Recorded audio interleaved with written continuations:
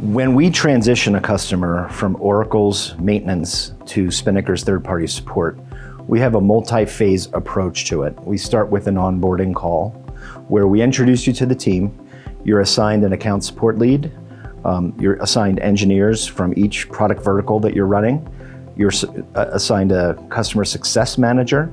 We then go into an onboarding process for archiving. And archiving is key if you want to keep all of the products that you're licensed to for future use. They could be patches, it could be newer releases.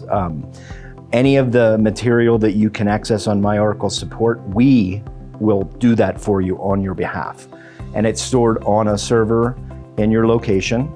We also set up meetings for knowledge transfer so that if you've customized the software, we can become familiar with that so that we can support it in the future.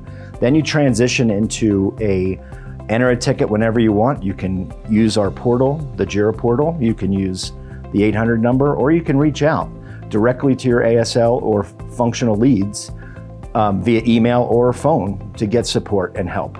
So there's multiple ways for you to get help with us. So this process takes about 3-4 weeks, but realize that on day one, as we do that onboarding call, you have our support. You can call us for any amount of support coverage for bug fixes or whatever the case may be on that first day.